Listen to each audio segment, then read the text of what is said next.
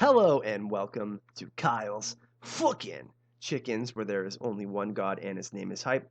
This is an epic theory video and may cause you to feel extreme euphoria and may blow your mind. Put on your tinfoil hats, jump aboard the hype train, and enjoy the ride.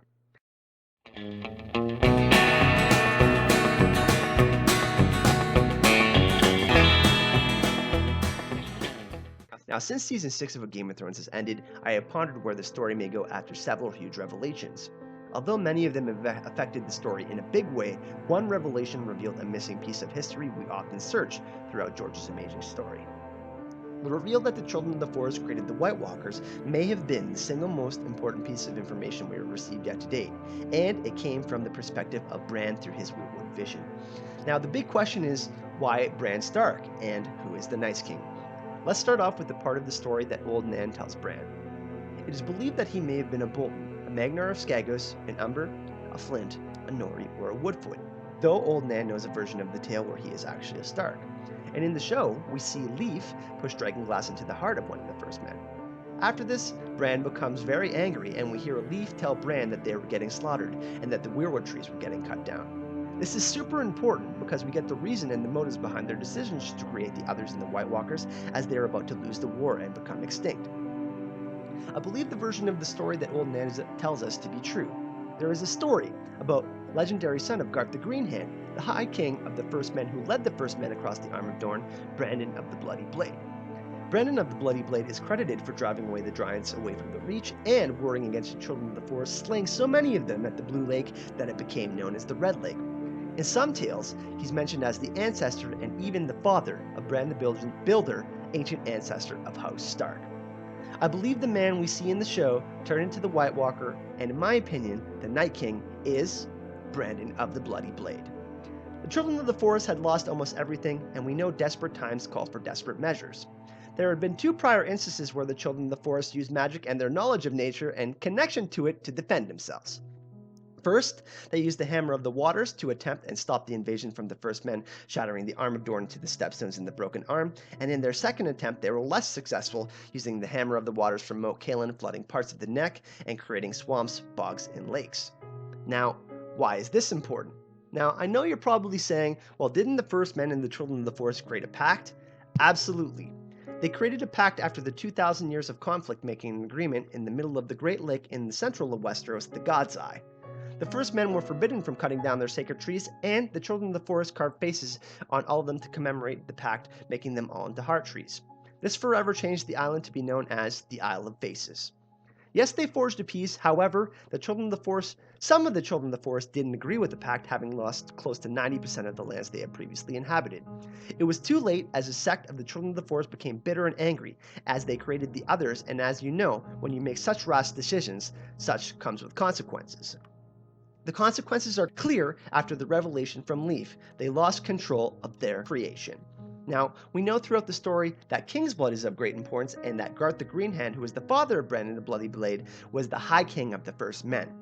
Throughout the series, we see, in my opinion, the two main families, the Starks and the Targaryens, both have a deep connection and affinity with magic, and I believe the Children of the Forest made a mistake in picking someone who personally put them through the most misery, a king of Stark lineage.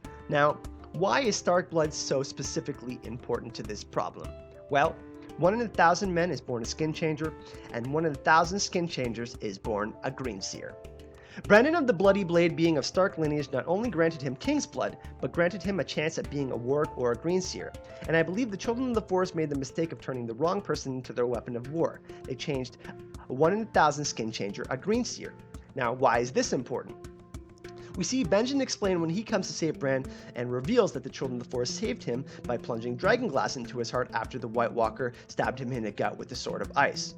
With Benjen, we see that Dragonglass stopped the process of the magic of the others, letting him continue in a state between life and death. Now, with the creation of the Night King Brandon the Bloody Blade, because he was such a powerful skin changer, and because the Children of the Forest no longer had the numbers to combat the First Men, they hoped that the Night King could warg the dead, essentially using the forces against them, reducing the effectiveness of their superior weaponry and rendering their technology useless. Although the plan seemed brilliant, there was a fatal flaw somewhere, and the original reason for the creation of the White Walkers now became a reason for the First Men and the Children of the Forest to fight a war together for the side of the living. The children of the forest reached out to Bran the Builder, the son of Bran and the Bloody Blade, in hopes that his knowledge of the war and the realm could help unite the giants, the realms of men, and the children of the forest. And we know the rumors to be that Bran the Builder built the High Tower in Old Town, Storm's End, Winterfell, and the Wall most importantly. The Wall being the most important of the four, and this is why the reason Bran Stark, the son of Ned Stark, comes into my theory, and I will explain why he is so important. We know that the Three-Eyed Raven saw unique and special qualities within Bran and had been waiting for him to be born for hundreds of years. And as we see throughout Season 6 with the return of our beloved cripple and missing Stark, we find out that he has become much more powerful through his tutelage with Bloodraven. Throughout the flashbacks, Bran finds out about the White Walkers and how they are created and learns that he was the one to create Hodor to save himself from getting captured from the Night King. We also learn from Benjen that Bran must get south of the Wall to meet the Night King in the battle to save the realms of men, but Bran made a fatal mistake in going off in a vision on his own, so he became marked by the Night King, causing them to be found in the cave of the Three-Eyed Crow at the Great Weirwood beyond the Wall. Because of this, I believe Bran will reach the Wall and head south, with the mark nullifying the magic of the Wall, creating an even greater problem, essentially making it easier for the army of the dead to achieve their goal. And as much as I want to believe Jon Snow, who I believe to be Azor Ahai, Daenerys with her dragons, and the realm of men to be powerful enough to fight them off, I believe there will be a bittersweet ending for Bran and Stark. I can't help but think there are some similarities between Bran and the Night King himself, at least in the show, and as far as we know, they are the two most powerful wargs and greenseers in the Planetos. But what if there is only one way to stop the White Walkers and the others? And if that is, Bran has to become the new Night's King, replacing the current Night King, leading them back to the lands of always winter. Jon Snow would kill the current Night King, fulfilling his role as Azor Ahai, but Bran would take over the leaderless White Walkers to lead them away from the realms of men to the lands of always winter. The bittersweet ending is that we don't get the happy ending for Bran. We get a dream of spring, a glimmer of hope for the remaining characters to carry on, rebuilding the Seven Kingdoms, or what's left of it. If you got this far, thank you very much for checking out my video on what I believe to be the identity of the Night's King and to be the endgame of A Song of Ice and Fire. If you did like this video, I suggest you smash that like button and subscribe, of course, as I will have continuously awesome Game of Thrones content and A Song of Ice and Fire content here on Channel KFC. And as always, to keep the conversation going, I would love to hear your thoughts down in the comment section down below, hear your theories about who the Night King may be, and hear your thoughts on what the endgame of the series might be. As always, I appreciate the support and look forward to adding more of you to my chicken coop. And remember, if you don't like, comment, or subscribe, I'm gonna have to eat every fucking chicken in this blood.